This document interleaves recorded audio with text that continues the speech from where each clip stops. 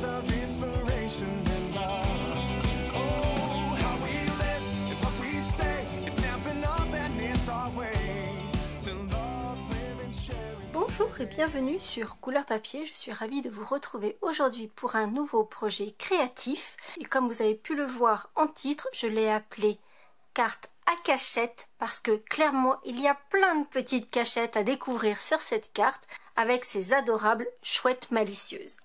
Donc je vous fais le tour un peu de cette carte pour vous montrer combien il y a des cachettes un peu partout. Donc vous avez vu, on a déjà une petite ceinture que l'on ouvre avec un nœud. On va pas l'ouvrir tout de suite. On va d'abord retourner la carte et on a déjà une étiquette qui se soulève. Donc on va pouvoir cacher des petits messages éventuellement au dos de cette étiquette. Ensuite vient le moment d'ouvrir notre carte. Donc je vous montrerai, il y a plein de petits détails un peu partout. On va ouvrir cette ceinture.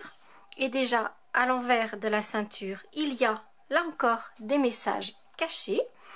Vient ensuite le temps d'ouvrir la carte, mais vous allez le voir, il y a encore plein de surprises, puisque dans un premier temps, on va avoir ici une étiquette qui se soulève, deux espaces sur lesquels on va pouvoir écrire, et on va ouvrir de l'autre côté avec encore une étiquette à soulever pour cacher quelque chose, peut-être des petites photos, et encore d'autres espaces pour mettre des messages. Donc vous le voyez, il y a vraiment plein de cachettes sur cette carte à découvrir et c'est donc le projet que je vous propose de réaliser ensemble aujourd'hui, bien sûr dans d'autres tonalités comme d'habitude.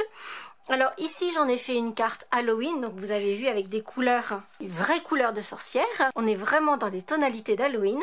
Je sais que vous n'êtes pas tous, moi la première, emballée par l'ambiance d'Halloween, mais je dois avouer que ce sont ces adorables petites chouettes qui m'ont vraiment donné envie de travailler le thème d'Halloween parce qu'elles sont vraiment trop craquantes. Et puis je suis sûre que si vous avez des enfants, des petits-enfants, ils seront ravis de recevoir une jolie carte d'Halloween comme celle-ci. Donc allez, faisons leur plaisir. Cependant, comme je vous le disais, on va faire la carte ensemble avec un thème différent et on va travailler l'autre thème de ce set Chouette Pensée qui sont les fêtes de fin d'année et on va travailler dans des couleurs complètement différentes, vous allez le voir. En l'occurrence, pour notre carte version fête de fin d'année, il nous faudra une base, comme pour celle-ci. Alors la carte, vous l'avez vu, a un format un peu différent, donc il nous faudra une base qui mesure 28 cm sur 10 cm et demi. Vous vous souvenez, comme d'habitude, il y a toutes les infos et toutes les mesures sur le blog, donc sur le lien en barre d'infos ou sur la miniature à la fin de cette vidéo, vous accéderez au blog et vous avez le plan de coupe complet avec toutes les mesures. Il nous faudra deux papiers de couleur ici pour faire les intersections de notre tartan. Pour cette version-ci, j'ai choisi du papier argent et du papier plume de Parme. Donc c'est un violet très tendre, très discret qui va être très joli. Et à la place du noir que j'ai utilisé ici, pour cette version-ci, je vais utiliser du papier à motif. Et dans le cas présent, le papier Splendeur de Flocon qui va donner un effet très hiver, très givré qui va être superbe. Il nous faudra également du papier velin ainsi que d'autres chutes de papier murmure blanc. Pour terminer, il nous faudra une bande de 28 cm et demi de long sur 5 cm de large. C'est cette bande qui formera la ceinture. Et donc première étape, je vais faire toutes mes découpes. C'est-à-dire que je vais découper les différents éléments de mon tartan. Puis je les monterai. Je ne vais pas vous expliquer en détail comment monter le tartan puisque j'ai déjà fait des vidéos à ce sujet où j'ai expliqué tout en détail. Donc je vous remettrai cette vidéo juste ici sous le petit i pour retrouver toutes les explications en détail. Je vais également découper les étiquettes qui se trouvent ici, les petits personnages ici et là. Je ne vais découper que la silhouette de cette petite chouette ici, puisque je vais utiliser la méthode que j'ai partagée avec vous très récemment. Là encore, je vous la remets sous le petit i. Je ne sais plus m'en passer, je ne sais plus comment faire autrement aujourd'hui. Ici, j'avais découpé la toile d'araignée qui se trouve dans le set de die assorti au set Chouette Pensée. Pour notre version hiver, je vais utiliser le set de die plein de flocons. Et pour ces découpes que je vais faire dans du papier argent, Comme je l'ai fait pour la toile d'araignée, je vais d'abord faire de mon papier du papier autocollant. Là encore, j'ai partagé mes petites astuces à ce propos et je vous remets le lien juste ici, puisque ce sont des découpes extrêmement détaillées, extrêmement fines, comme le sont là la toile d'araignée, et c'est tellement plus simple quand notre papier devient autocollant. Pour terminer, toujours dans mon papier à motif, pour terminer, avec ma collection de rectangles surpiqués, je vais découper un rectangle blanc simplement avec le plus grand des rectangles et je vais découper un cadre dans du papier à motif en faisant une découpe avec les deux plus grands rectangles que je placerai de façon concentrique pour ne garder que ce cadre. Évidemment, l'intérieur du rectangle pourra vous servir pour d'autres projets. Je fais toutes mes découpes, je monte mon effet tartan et je reviens tout de suite.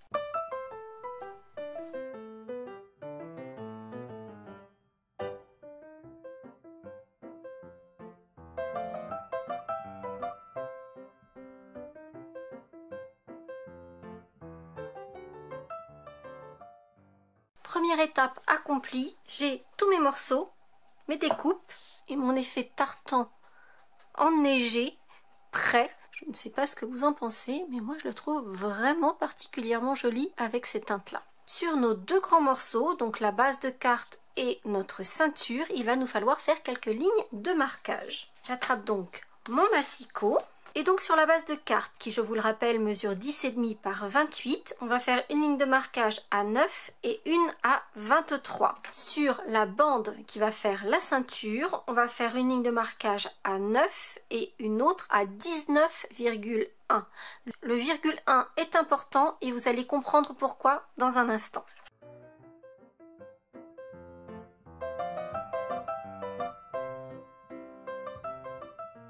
Si on a fait une mesure aussi précise que 19,1 pour le marquage de notre ceinture, c'est simplement que cette ceinture va venir à l'extérieur et va venir enfermer la carte.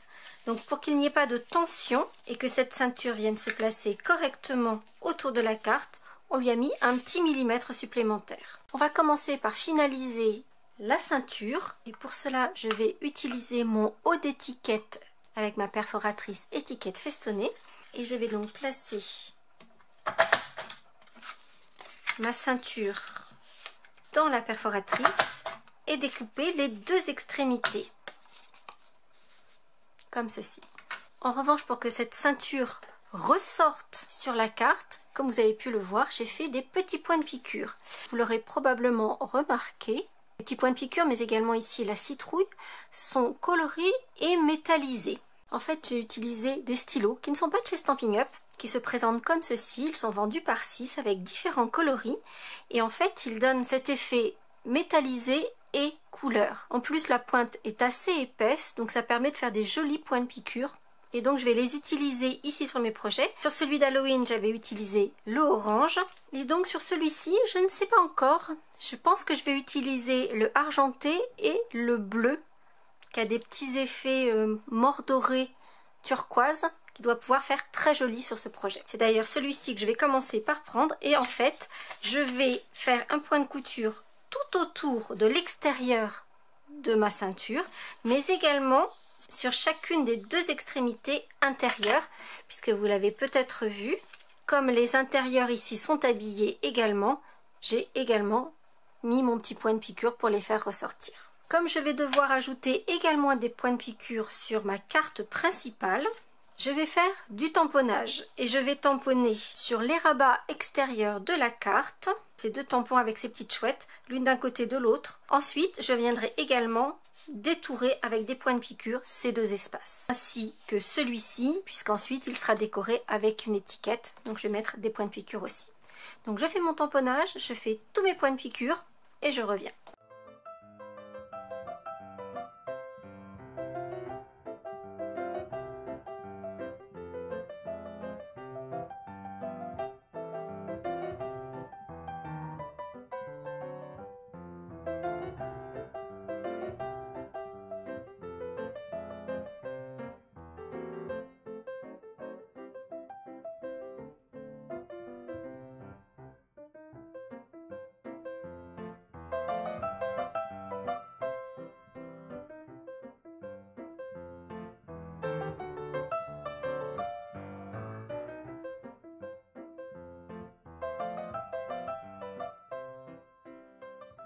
Si je ne suis pas limitée par le nombre de vidéos que je peux vous mettre ici en information, je vous mettrai également la vidéo sur comment maîtriser les points de piqûre. Vous allez le voir, c'est pas si compliqué. Je sais qu'il y en a certaines d'entre vous qui me disent souvent « Oh là là, comment tu fais? Moi j'y arrive pas. » Donc voilà, je vous le remettrai. Et vous voyez que les stylos dont je vous parlais vont donner un joli effet métallisé dû au chrome, c'est-à-dire que là, s'ils ne prennent pas la lumière, on a juste du bleu, et si ça prend la lumière, ça vire au turquoise, c'est vraiment très joli. Et je trouve que c'est plutôt adapté ici pour notre projet. Évidemment, comme ce sont des encres pigments qui restent en surface, on fait attention à ce que ce soit bien sec avant de fermer nos cartes, ou avant de passer les doigts dessus. Ok, donc maintenant, on va pouvoir placer notre panneau tartan sur la base de la carte. Je me rends compte que j'ai fait une petite erreur, mais qui n'est pas très grave, puisque en fait, vous l'avez vu ici, quand ma carte est fermée, on ne voit pas le point de piqûre. Simplement parce que j'avais posé mon panneau tartan, j'ai fait un trait de crayon pour repérer où tombait le panneau tartan, et j'ai fait mon point de piqûre à l'intérieur de ce trait. Donc là, c'est vrai que j'ai complètement oublié, donc du coup, il arrive sur l'extérieur, ce qui en soi n'est pas très grave. Et donc du coup, on va coller ce panneau sur le plus petit rabat de la carte. Alors ce qui est bien, c'est que on a notre effet de tartan et donc on voit où tombe le tartan sur ce petit rabat. Donc je sais que je vais mettre de l'adhésif double face, je vais en mettre 2 bandes, une sur l'extérieur, jusque là assez logique, mais je sais que la deuxième, je vais la placer à la hauteur de la deuxième ligne de mon quadrillage argenté.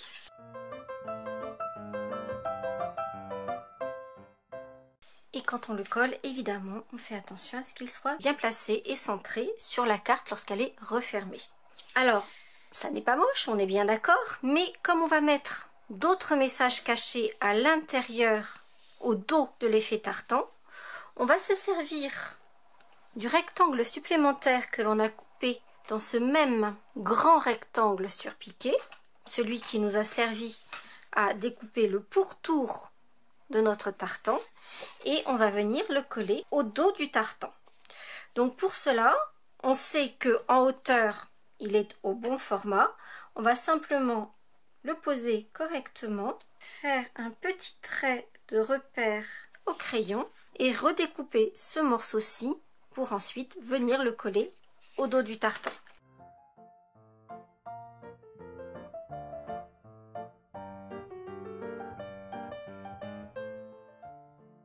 Les différentes cachettes de notre carte commencent à prendre forme.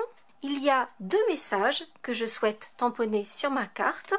Le « Ce serait chouette de se voir à Noël » que je vais placer caché à l'intérieur de la ceinture, donc sur la plus grande partie, ici. Et le « Joyeuse fête » va venir, lui, sur la partie que l'on vient de recouvrir à l'instant, donc au dos du tartan. Je vais utiliser mon Stamparatus, comme ça je suis sûre que tout est bien placé.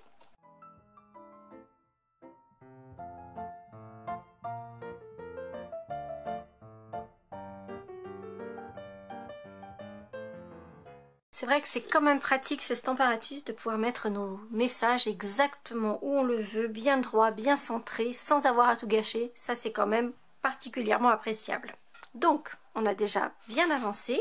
On va maintenant pouvoir placer notre carte dans la ceinture. Donc, ce que j'aime bien, c'est bien centré entre 2 lignes du tartan. Je trouve que c'est fait quelque chose de plus joli. Donc, comme ceci. Et on va simplement mettre de la colle sur l'intérieur de la ceinture, au centre, et la coller sur la carte. Je préfère utiliser de la colle liquide, comme ça, ça me permet de réajuster et de correctement placer ma ceinture sur la carte. Ça progresse bien.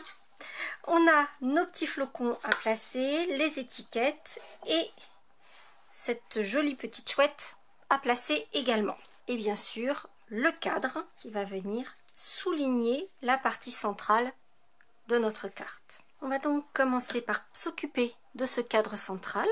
J'ai choisi un ruban assorti à l'ambiance de ma carte. Le set de die qui va avec les chouettes nous permet de découper avec le passant pour le ruban. Donc ça va venir comme ceci. Pour placer mon étiquette cachée sur la bordure du cadre, Il va me falloir mettre un tout petit morceau d'adhésif double face sur l'épaisseur du cadre, là où je veux que mon étiquette soit mise en suspension. Mais je vais également devoir mettre un petit morceau d'adhésif double face ici pour que les deux morceaux de ruban soient collés.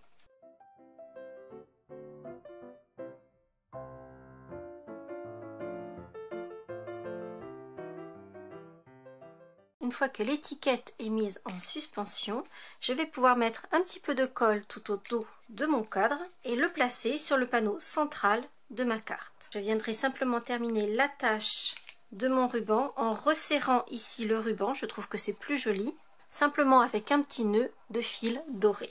Une fois que mon cadre sera mis en place, je viendrai positionner des morceaux de flocons à l'intérieur.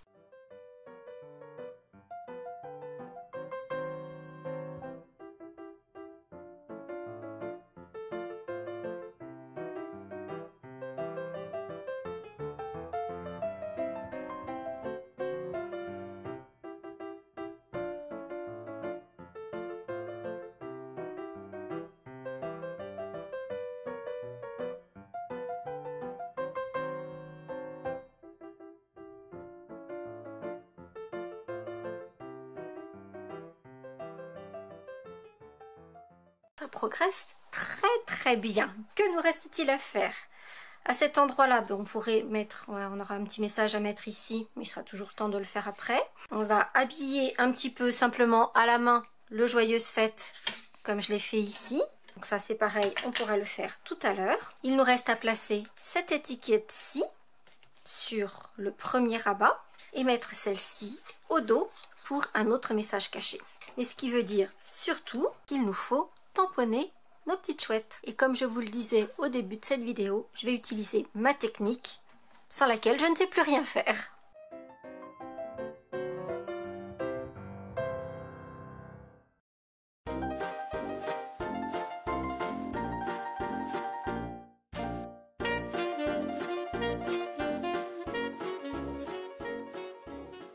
Vous avez vu, j'ai également tamponné ma petite chouette directement sur ma ceinture, alors que je vais bien coller celle que j'ai découpée.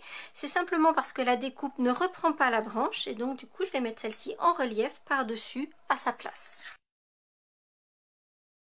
Comme ça on voit le décor autour de ma petite chouette en volume. La deuxième petite chouette va venir prendre place sur l'étiquette que je vais mettre en place à l'intérieur, sur le premier volet qui va être découvert.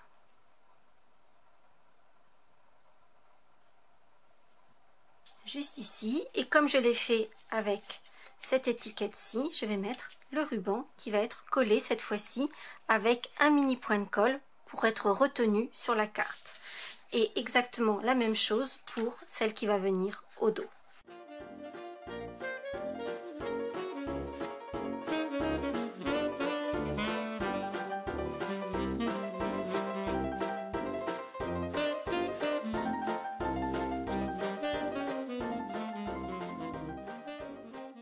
Comme je l'avais fait sur la version Halloween, j'ai ajouté des petits points de couleur sur chacune des petites chouettes. Ici, il y en avait davantage. Là, c'est le cadeau que j'ai fait en argenté. Idem sur celle-ci. Ici, ce sont juste les pompons de leur bonnet. J'ai écrit un petit youpi sur l'étiquette. Et ici, c'est la branche de gui qui va devenir argentée. Il nous reste à ajouter le ruban et quelques petites décorations comme ici j'avais fait les petites araignées bijoux sur la ceinture. Cette fois-ci je vais utiliser les bijoux gemmes bleues qui seront très beaux avec cet effet duochrome. Et pour le ruban je vais réutiliser le même, mais peut-être vous êtes-vous rendu compte que mon ruban ne s'en va pas. Il reste accroché à la carte même si ma carte est dénouée. Et pour cela, j'ai pris ma longueur de ruban et j'ai juste placé un mini point de colle ici, de façon à ce qu'il ne sorte pas de son emplacement. Comme cette carte est vouée à être manipulée, je vais brûler les extrémités de mes rubans, comme ça je suis sûre qu'il ne va pas se détricoter.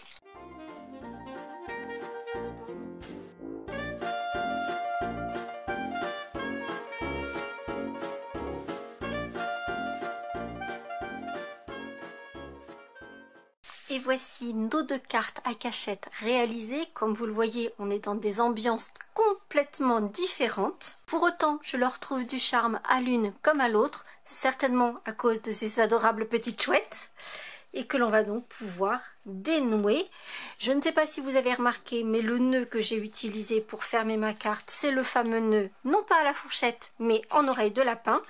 Là encore, si j'ai la possibilité, si YouTube me laisse vous mettre autant de liens, je vous le remettrai juste ici. Et avec nos différentes cachettes un petit peu partout, des petites choses à soulever, à regarder et à découvrir. J'espère que cette carte à cachette vous donnera l'envie d'en réaliser plein d'autres. Si c'est le cas, vous n'hésitez pas à mettre un petit pouce en l'air, peut-être sur d'autres thèmes. Et dans ce cas-là, dites-moi sur quel thème vous avez envie de réaliser cette carte à cachette, peut-être pour un anniversaire avec des messages cachés. Il y a plein d'idées à décliner. Comme vous le constatez, ce set de die Rêve de carreau nous permet vraiment de faire des choses extrêmement différentes ici sur Halloween et sur l'hiver. Si vous vous souvenez bien, sur la précédente édition, j'en avais déjà fait 5. Et on avait encore des ambiances complètement différentes et donc c'est vraiment ce que j'aime avec ce set de die. J'espère en tout cas que ça vous aura plu et n'oubliez pas que l'on se retrouve dimanche en live pour réaliser ensemble une carte à l'occasion de la journée mondiale de la carterie. Je n'ai aucun doute sur le fait que nous passerons un très agréable moment ensemble. À très bientôt.